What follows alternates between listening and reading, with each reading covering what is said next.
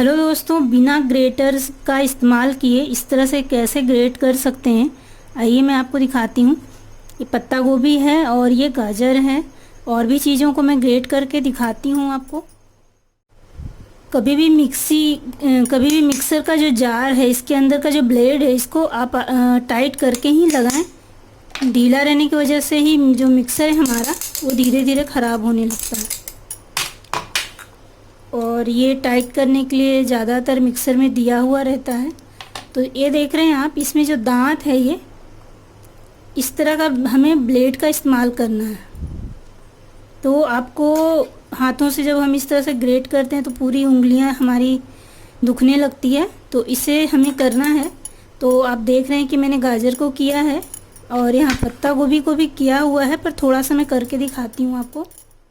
और पत्ता गोभी अगर कभी कभी कैसा होता है फ्रेश रहता है, पर ये देख रहे हैं अंदर से इसमें होल है, तो इसे हम इस काट कर और सीधा ग्रेट कर देते हैं तो ये पता नहीं चलता है।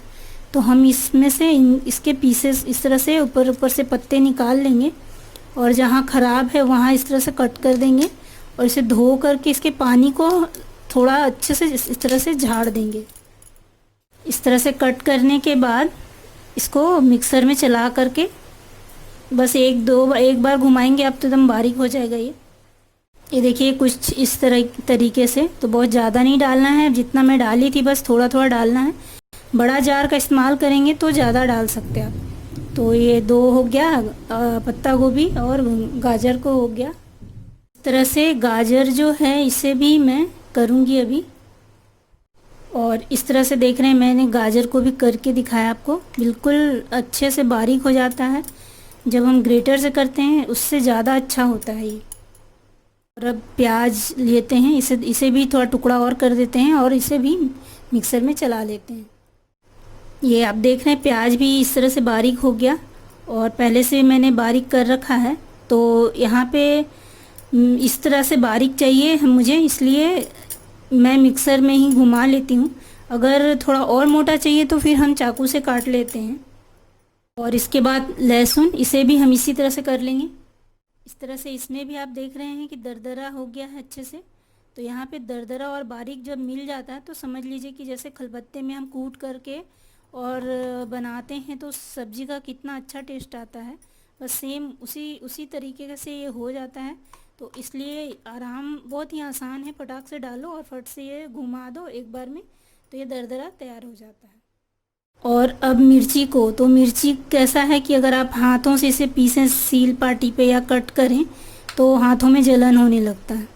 तो इसे भी दरदरा कर लेते हैं।